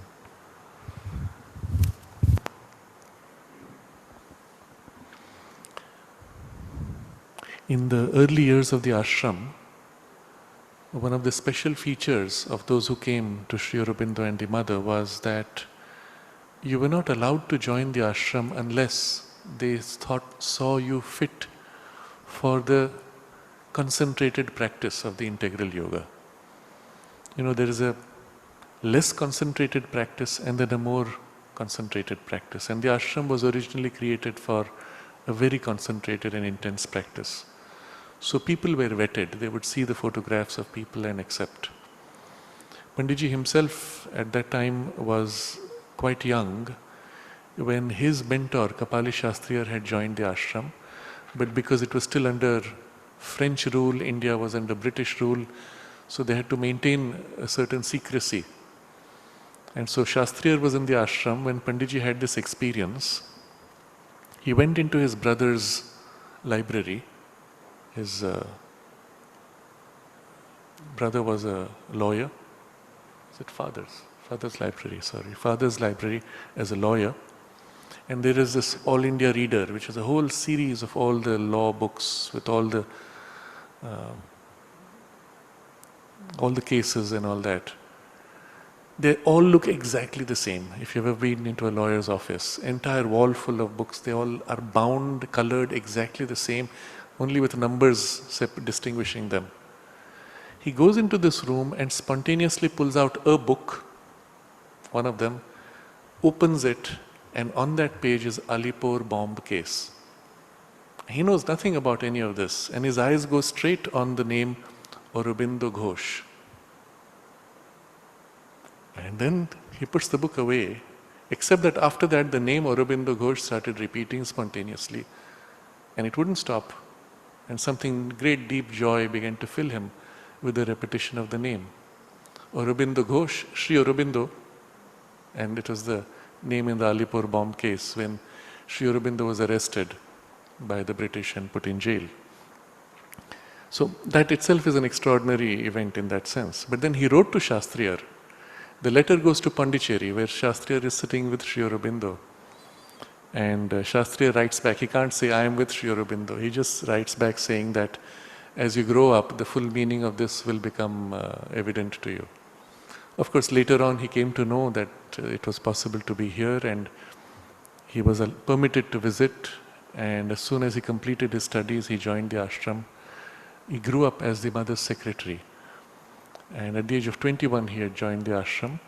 Every day he had to meet and interact with the mother for management of affairs in the ashram, in very wide and detailed responsibilities. He was handling for a while the entire reception service, all the guest houses, all the correspondences with disciples going from the mother, and everything was neatly, beautifully organized and arranged. He would work often till late at night, till 10 at night sometimes, and he would be back at 4 o'clock, resuming his work, all uninterrupted. So when he came to the ashram and he joined, he was given an option. He could stay with either his sisters, who were in a different house, or with Shastriyar. And he said, obviously with Shastriyar, that was the relationship. And so through him he gained much. And being with the mother so frequently, he said every moment being with her you would experience the growth and the learning, because her ways, her values were so different. So he was literally molded by her in his outlook to life and his values. And I had the privilege of growing up in his care, and so watching him quite closely at a time when a person is most vulnerable. In the evenings, mornings, early mornings, when you're about to sleep, and you're seeing how a person is. So it had a very strong imprint of what it meant to live the yoga and to be in a state of aspiration in everything you do, without exception. Everything is a part of your spiritual life. So this was broadly as an introduction of how he came. In the later years, of course, there were things which he shared with us, many stories, events. And we saw also how he worked. Very often when something had to be done, simply by choosing to do, simply by putting a certain intention, the things would tend to happen automatically. Not only in circumstances around, but even in his own physical body. So at some point, for example, the doctors advised him, because he had a heart condition and a heart attack, the doctors advised him to reduce his weight. And so we saw he did not change his food in any way, except that the rice which was placed, he would remove a tiny portion, nominally. It was the intent. And once a week he would check the weight. And it dropped until it came to what the doctors had advised, and then it remained rock steady. So even in the body you could see how, intending it, you could modify the body's functioning. And a spontaneous way of knowing things. People would come and ask him questions or narrate to him things of certain locations, events. And he would know. He would give insight. And so at one point somebody asked this question specifically, how is it you know? And he said, well, one can know without needing to physically verify. We saw all these things very naturally. But his way of teaching was also the way Mother taught. When Mother sat for meditations in the ashram, she sat with the group and she gave the experience, and that was it. Of course, everything depended on your receptivity and what you did with the experience after that. But the experience was directly given, and that was how he did it also. So in that period when I had just completed my formal education, there was a series of experiences which were coming through, and I was just like that, very receptive. It started in a way I can describe like this. After the morning breakfast, he would go to the ashram, so I would go with him, and he asked me to go to the meditation hall, and then I would come to greet him before going for my work at the archives. So before going, I would fold my hands and just bow down before him. And he would take his middle finger and just place it on the forehead, gently touching. And so I noticed, I don't know when, over a few weeks, that every time that he touched, I felt something entering, and which in time became very distinct. It was as if a ball of liquid golden light would flow in and go down into my heart and here burst open, like that. Soft, very gentle, sweet. And I would come out of the office and look around, and the whole world was so beautiful, and everything was conscious, and the flowers were glowing, and the walls were alive, and everything was conscious and alive. And my relationships with people were spontaneously one of, what can you say, except love. Even the person you would have labeled enemy was only the person you love to hate, and it's love still, you know. And I would be in that state through much of the day. But it built up. That's why it was so gradual, I did not even realize until I can now remember it as an experience which was so distinct and so complete. I would come back from work and he would be either reading or doing some work. I would simply sit there, and sometimes he would continue his work or he would stop and just sit quietly. And I would feel just be in that, something imprinting, soaking in, whatever. So that was the period when there were many such very beautiful experiences, which, so to say, defined the journey subsequently.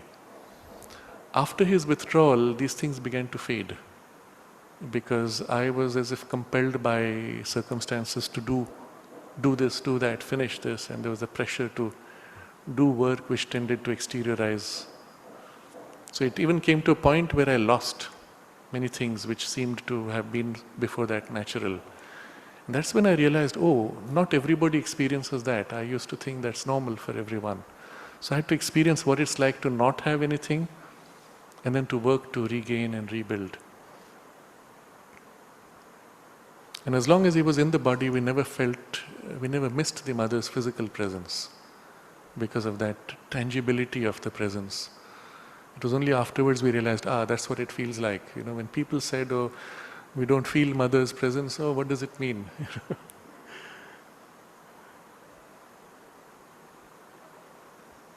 So I think that's a brief introduction from the spiritual side.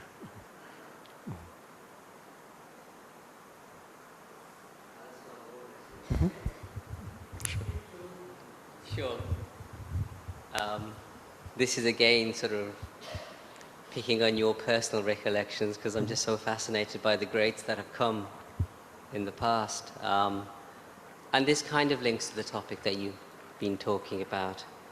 Clearly the great sadhak that came from the master that is regarded as the embodiment of the cosmic consciousness, Ramana Maharishi, was Kapali Shastri. But he obviously trekked towards Pondicherry because there was something that he saw that he wanted, and he found it in Sri Aurobindo. And clearly he was your teacher's teacher, which is awesome. I was just wondering if you could say something about him, and what is it that led him to think that even the greatness of the Maharishi was insufficient, that he had to come to Pondicherry?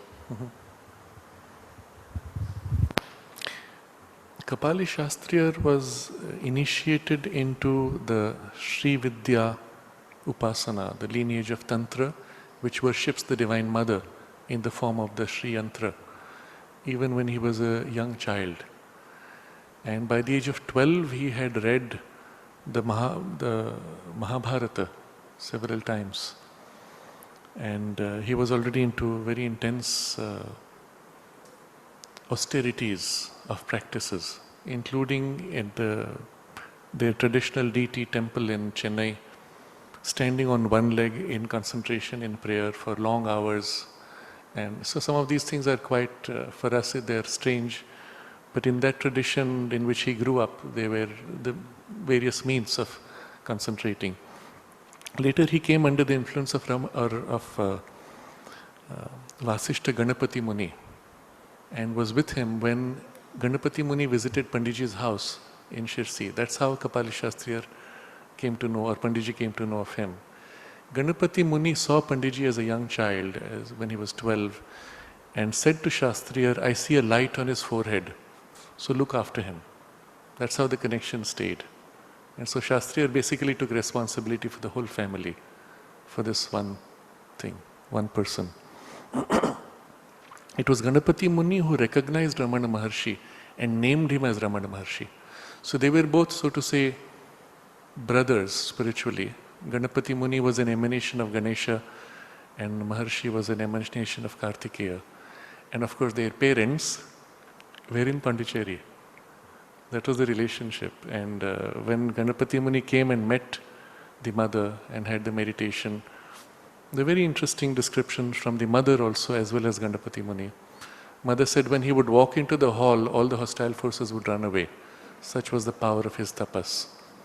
And in the first meditation, the mother commented that she had never gone as deep with anybody as she went with him, and so easily, because all the tapasya he had done had prepared him, and he was a very developed master. He is the only person we know of to whom the mother and Sri Aurobindo asked to join the ashram with this intention. Mother said, we are looking for somebody who would continue the work after us.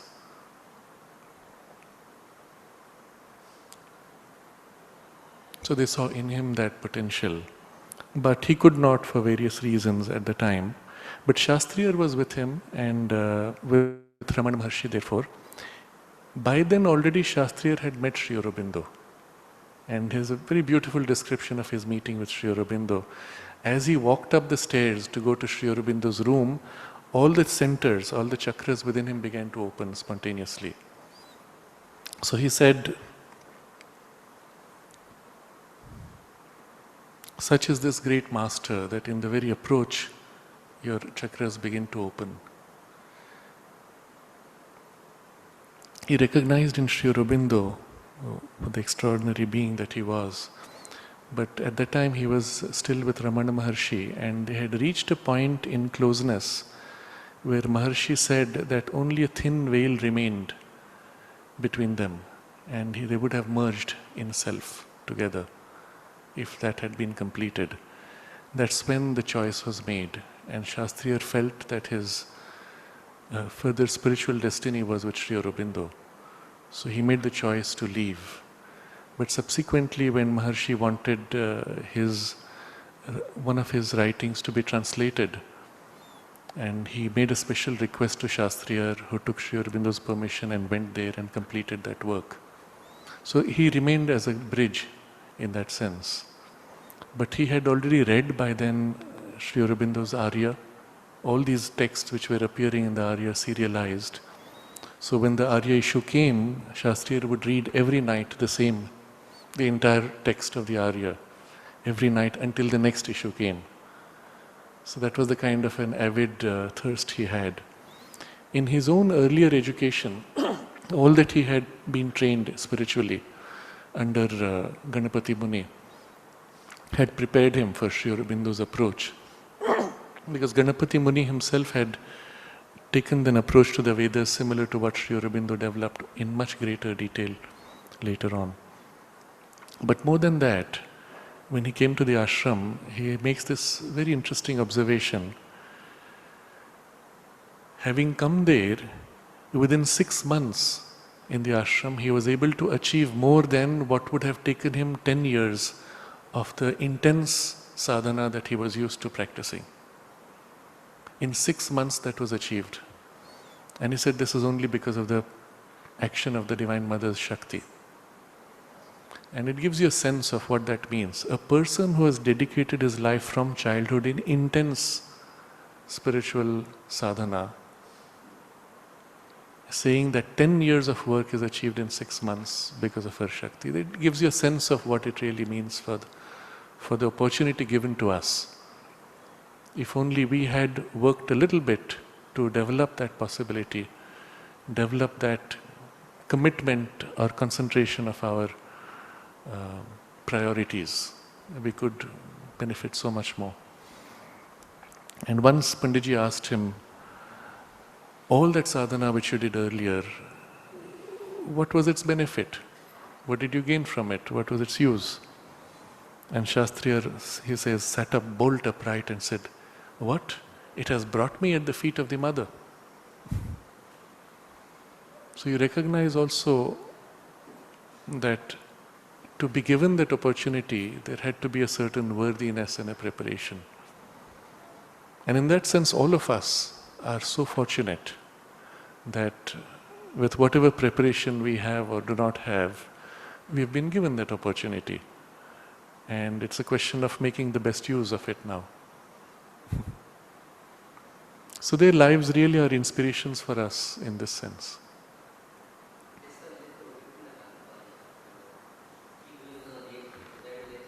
On the internet? Okay. Yes, but there's a lot of literature. His own writings are there. He was a master in so many different fields of knowledge, including Siddha medicine and the Vedas, Upanishads. He knew multiple languages with mastery in each of them. And he was a master of astrology also, as well as many of the other systems of knowledge, traditional systems. In the Tantras, he was a master. But all of that, he said, once he came to Sri Aurobindo and the mother, it was secondary. So what he wrote subsequently was only what was relevant for the integral yoga. What Sri Aurobindo developed in his Secret of the Veda and in the translations that he made of the Vedic texts, Shastriya then continued under Sri Aurobindo's guidance to complete, I think about more than 1/3 of the Rig Veda, all of which was corrected by Sri Aurobindo. So it has the authenticity of Sri Aurobindo's stamp on it. So he has done extraordinary work which is available. Unfortunately, not so much on the internet. This year, the next year, June 14th, will be Panditji's centenary. So we hope to put up a lot of their writings online also. Maybe then you will find it easier. Otherwise, do take a look at the books, the printed copies. Panditji has written a beautiful introduction to Shastriya. In pithy, 3 or 4 pages, he sums up the extraordinary genius. Yes. Yes, I think the complete collection is here in Savitri Bhavan's library. Yes. Yes. Yes. Mm-hmm. I want to tell you only thank you. Last week, You want to give the mic? Reach Aurobindo. No, it's okay. Okay. When you reach Aurobindo, you purify yourself of bread. You touch me. Yes. Yes. Alors, this week I have some experience Yes. of the fast, Mm-hmm.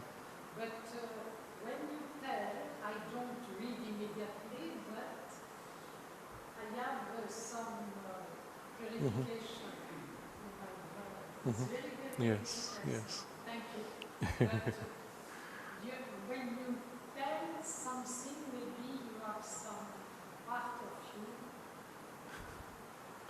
Same Kiri Joshi, when he gives some knowledge, some part touch you, Yes. and automatically you Yes. have a déclenchement Yes. effect. True. It's very, very interesting. Thank you. That's all. Just to complete this, the point you've made, there is a way to read Sri Aurobindo.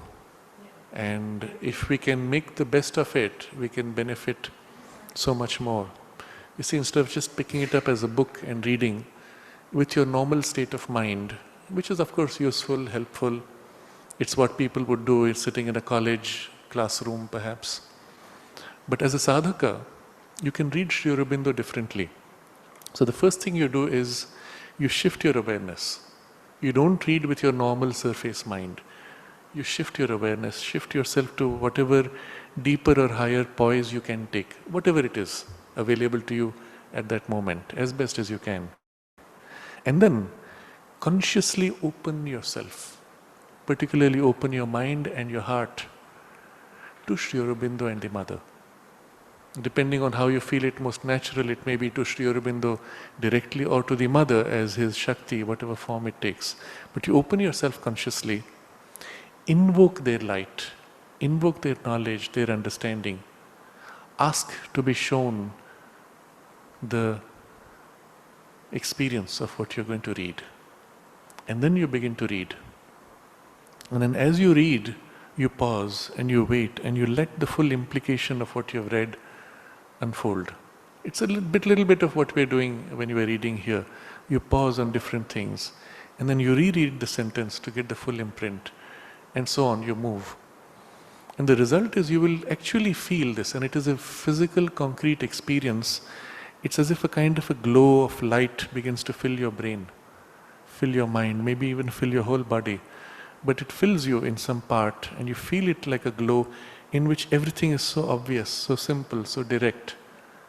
The things you read are just like that. They reveal themselves spontaneously. And afterwards, when you stop, you remain in that state. And you allow the full impact of what you have read and what you have received to continue and to soak in and settle in your being. And then only you gradually engage with other things. So if you do it in this way, you will find in a very short reading, 15 minutes in a day, you will have something which will stay with you through the whole day, but also what you have read will remain as an imprint that will change you. And the next day when you pick up the text and read the next paragraph, or even reread the same thing, it will be as if you are a different person now with a much deeper insight and imprint. It can go very rapidly. I remember at one point I had taken up one of the texts on the Veda in this way, and it's a very dense text. The title is simply the first Rik of the Rig Veda. It's a very dense and condensed text. I took, every day I would read at least half an hour, and it took me more than a month to finish 2 pages, perhaps 3 pages,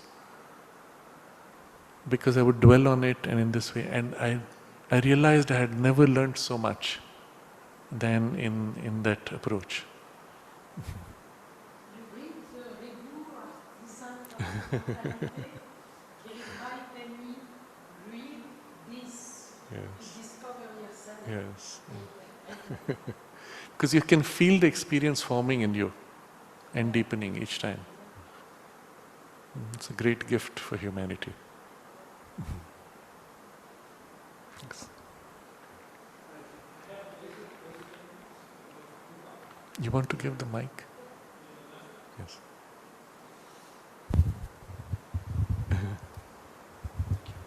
I have a. Can you hear me? I have a basic question about Rupa, and particularly Sadhara Rupa. Sadhara Rupa. Sri Aurobindo mentioned Sadhara Rupa, Rupa which use a support, if I have understood properly. Which Rupa again? I have a question about Rupa. Sadhara Sadrupa. Rupa with the support. Sri Aurobindo mentioned Rupa with the support. For example, I think it happens to many people to see in a wall, in a stone, in a curtain, or in a bush, forms, Yes. shapes, and mostly faces. And most of the time, fancy faces, curious. So, what is this? You're referring to the record of yoga, the vocabulary. Record from of the yoga, record. yes, but not Yes. only, yes. Yes, Record of yes. yoga mostly, yes. Yes. But is this, I think many people have this kind of vision in a Yes. curtain, even not only in the garden, but or even in this, for example. It happened to many people, I think. What is this? Is it subtle physical? Is it... Okay, you're referring to a distinct form, or is it a form perceived in some physical object? Mostly faces. Yes. And But in a mark which is on the wall physically? on the wall, for example, in this... Like a patch? Or on the curtain, on the soil, Yes, on yes. the ground. But not a subtle form, it's a physical shape. I mean, you see, well, yes, you That's see right, okay. a face in Okay. the curtain, for example, just one concrete Yes, example. it's a very interesting or there phenomenon. in the floor. Yes. What is this? What is the name in pareidolia, is it?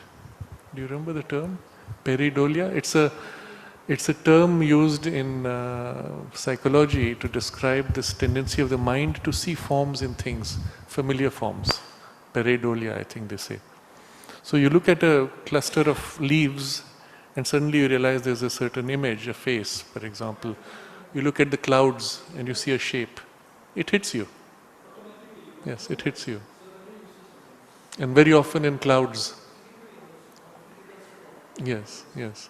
So in clouds, for example, if somebody says, oh, this looks like a bear, and he sees a bear and he tells me, and I try to look at it and I don't see a bear, I might see something totally different. And then he will describe, look, that part is the nose, this part is the feet, and so I have to shape my mind to see. Now, so the interesting thing is this.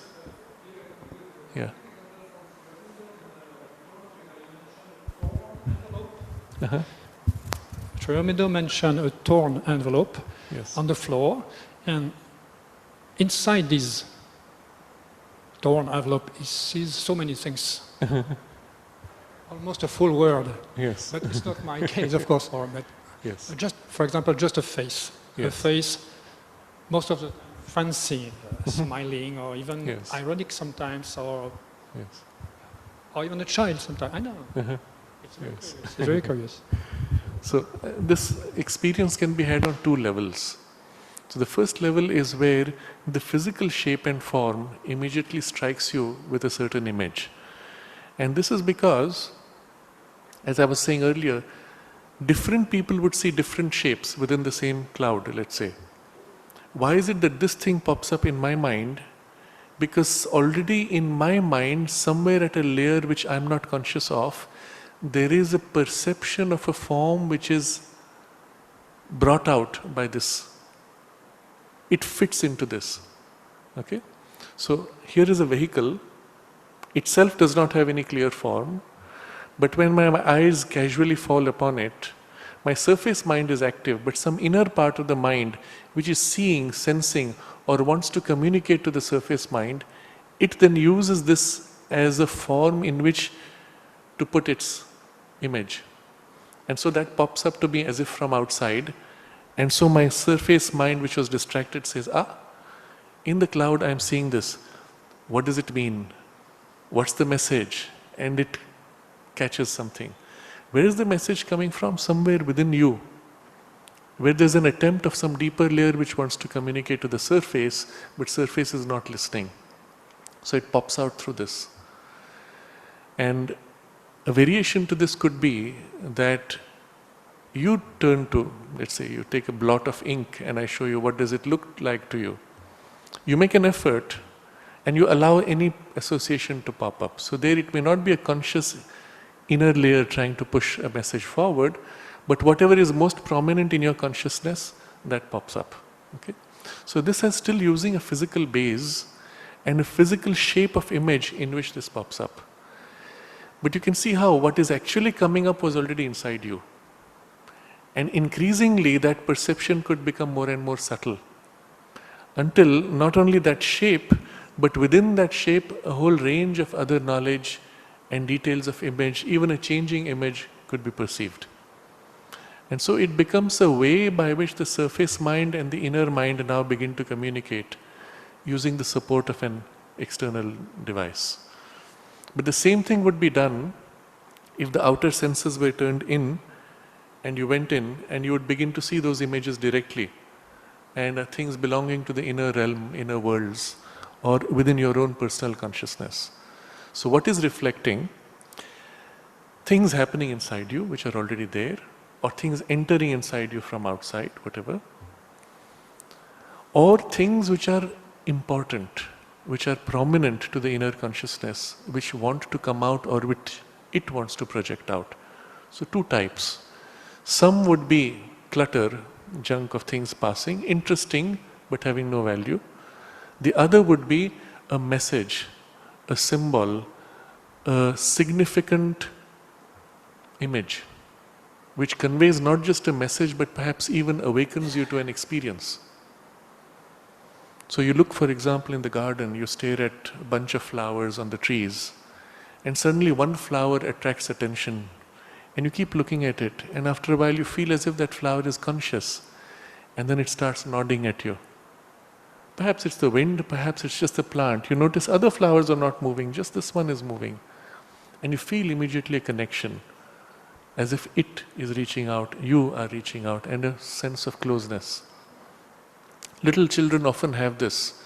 They go for a walk in nature, and then suddenly you see a stone, and you want to take that and you want to take it home. And if you tell the child, throw it behind, he'll say, no, it wants to come with me. You have that feeling. And these are significant messages or significant communications, sometimes not obvious what they mean. You just felt this connection and that was it. Sometimes you may even see what it is in it that is special. But it's just a way of the inner layers being represented or perceived by the more surface parts of the mind.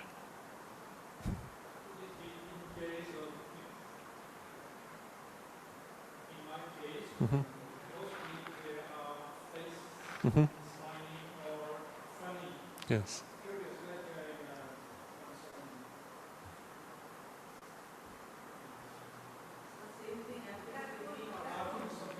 Cartoony, yes, yes.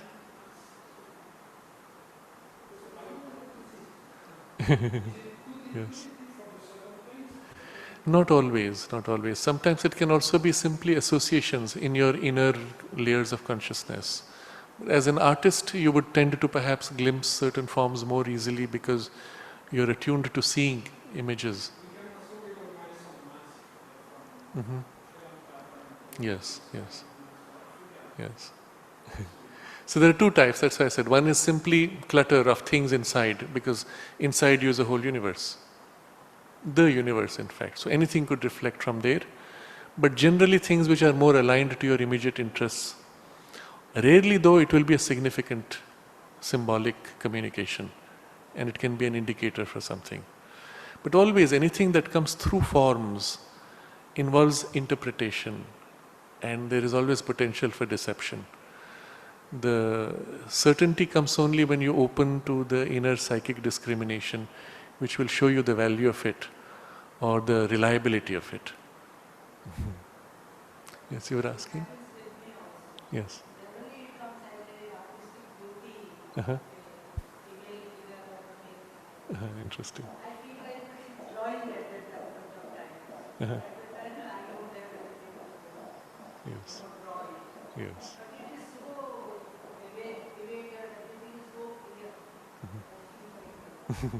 Yes. Yes. But once this connection is made, you will find you can trigger it just by looking at a blank wall. You don't even need the suggestion of a line or physical representation. Just a blank wall and something reflects, and you have the direct perception of the image without the physical vehicle. Yeah. Yes, that's when it becomes the pure subtle sight. Otherwise, it's more like subtle impressions leaning on a physical support to pop up. Yes.